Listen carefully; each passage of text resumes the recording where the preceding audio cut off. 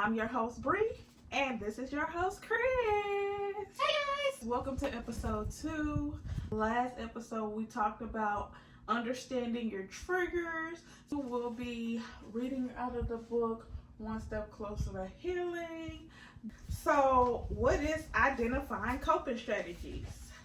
Self-awareness helps you identify the coping strategies that work best for you. It allows you to access which techniques or practices are most effective in relieving stress, anxiety, or emotional pain. So, for me, one of my favorite activities to do is to go to Dollar Tree, get one of their inexpensive plates, the white ones to be exact.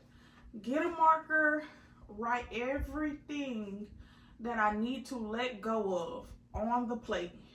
I write it down and I break the plate. Because sometimes you need some other outlet. Some other outlet than just talking about it. Or praying about it. Yeah, or praying about it. So that's my way of releasing. Yes, I go to God. Yeah. I pray to him and everything, but just to let it go, to feel freeing, I do that. Now, I wouldn't suggest just throwing it on the ground anymore. Now, I suggest putting it in a plastic bag to break it so the shards don't go everywhere. I have a lot of feelings, and sometimes I just need to get them out in that moment. Another coping strategy that helps for me, before I did the breaking of the plate, I would draw. Art was my outlet. In school and everything, I was the loner. I felt like I was the outcast. To stay out of trouble, I would draw. And I would draw things that I felt. So a lot of times I was a sad, depressed child because I had a lot of trauma growing up. My favorite thing that I drew was just this one eye, and it was crying a puddle of tears. In the puddle, I believe it was a scripture. I can't remember the scripture. And it had a lot of tears because it was for all my hurts and pains, y'all, that I just needed to get out. And I felt like every time I drew a tear, it was like a tear that I wanted to cry. And then it was hand wiping away the tear. I felt like nobody was there to wipe my tears but God. That's how I felt. So I felt sad. I felt like every time I drew a tear, it was like a tear that I wanted to cry. Or a tear that I was trying to let go of, just all the hurt bottled up in me that I wanted to release. And I just wanted to be okay, and I wanted to be free, and I wanted my tears wiped away by someone. That helped me get through, to be okay, to keep on persevering, and, to keep on moving forward and help me stay out of trouble. Because I also was an angry person because I was so sad and I felt unloved and unappreciated, unwanted, and everything. Those are just things that, strategies that helped me to cope with my life, cope with a life that was just not the best. I was in and out of therapy. I didn't know how to communicate well. I felt like because we moved around so much, I didn't have a consistent therapist, so it didn't really help, and I felt like if I tell them the thoughts that was in my head or how I really felt, they was gonna send me to the crazy house. Hey, if y'all have outlets, let us know.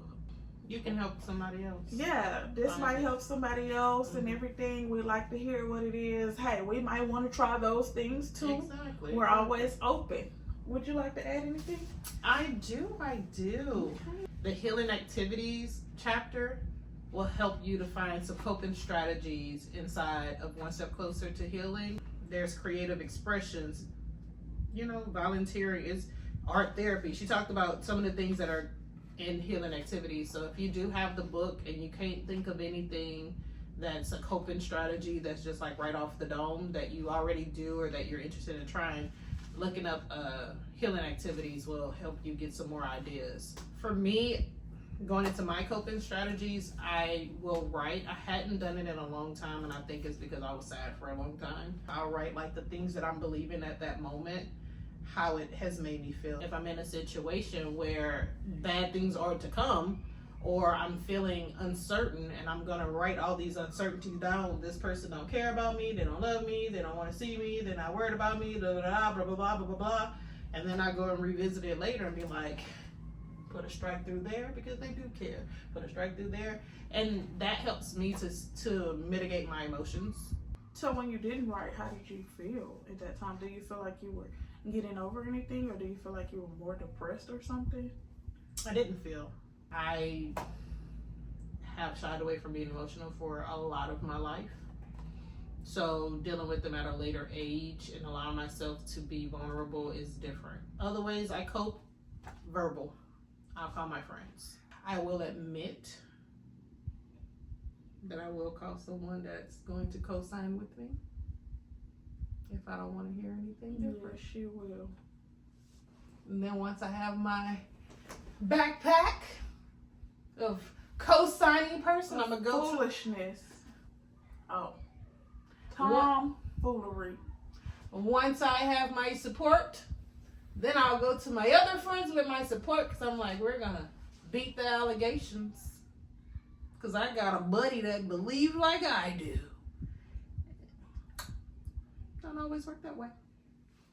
You don't get healing that way. So try not to go to someone who you know is going to co-sign your foolishness. Who is the co-signer? It don't matter. It varies depending on the situation. None of your business. Yeah, if y'all think it's me, it's not. Sometimes it's her. I am a talk girl. It helps me to release your inhibition. Right on your skin. It helps me to not put the emotions in the boxes I'm used to doing. You only caught a glimpse of how I felt whenever I wasn't writing and I wasn't confiding in anyone. They'll be like, "Oh my God, Chris, you're so strong. You're so strong," and I'll be like, "You think?" You know, like that's the most you'll get out of me. Or I'm tired. Like that's the most you'll get out of me. I wouldn't go into detail on, why I felt any differently than what you said. And then again, I came up around a lot of church people, so they just felt like it was the strength of the Lord, and I let them believe that. But it wasn't. You were silently dying? Absolutely. Absolutely. With my last kid, I was depressed from the moment I found out I was pregnant to about 9 months after she was born. And I was just like, I can't shake this. I didn't want to have any more kids. I didn't want to be in that marriage. And I had to understand that the only way I was going to come out of it is if the Lord allowed me to, because it was out of my control. I knew that's where I was at. I filled out the little paperwork at the doctor when they do the little questionnaire. My pediatrician looked at me. I said, I know. And there's nothing I can do about it. There's nothing. There wasn't enough prayer in the world to get me out of it. In the times when I was sad and depressed, I am outgoing amongst the people that know me, so they would have never known. That's why, like, when people say depression doesn't look like what you think it looks like, it really doesn't. No one would have known. On paper, I was married, I had kids, I bought a house, I had a car, we had jobs, we had money, we had this, and I was ready to be like, all right, Lord, whenever you're ready, so am I. Functional depression. Yep. A real thing, y'all. Yep. So, as y'all can see, that those coping strategies do help. It's like a game plan of strength. Mm-hmm. That's good. So, if you don't have that, I'm going to say it's kind of like destined for failure, because you have no plan to succeed. You're going to stay in that condition because you're not putting in any real work to get past those things, and that's how we end up crashing out, or everybody think you're okay, but then you just lose your mind, and it's like, I didn't know they were like this. Mm-hmm. Or how you become suicidal, or start hurting yourself or hurting others because you have no strategy to fight. You're giving up. You're not even playing the game no more, because not everybody is raised in a Christian background. No background, no knowledge, don't know Jesus, just that, but you need to still operate in life. Yes. You know, you still need to heal from things. And stop thinking that people that's going through things don't have the Lord. Yes. Job lost all that he had, and he was considered perfect in his sight. So you can't just automatically assume that people are not in touch with God just because things are not going great in their life. Yes. Last week when we talked about triggers, I mentioned avoiding them and or managing them. When it comes to coping strategies, I have the same thought process. I can manage the way that I'm feeling, or I can avoid it. So disassociation is another one of my coping strategies. I won't let it get to me. I'll play puzzle games to keep my mind just kind of active until I feel like emotions and everything have dwindled down to a place where now I can address this without being emotionally charged. But if you're trying to heal, why would you think avoiding is good? Because if you reactions are not always good. So it's not always, the first thing is not always to react. Sometimes you need to sit with that thing, thought, feeling, whatever, get to the root cause of it, see how you really feel about it. If it's your pride that's hurt, or if it's just, are they really being mean to you? Is it someone you need to cut off for that reason? And to avoid lashing out on somebody because they told you that your breath stink, and being like, see, I knew you was a hater from day one, I don't want to be associated with you no more, and now you done cussed them out and left them hanging to dry, and then you walk over and go and find out it did stink. Like, you needed to take a step back and see that this person is being a friend to you and not a foe to you. Because some people can't take criticism.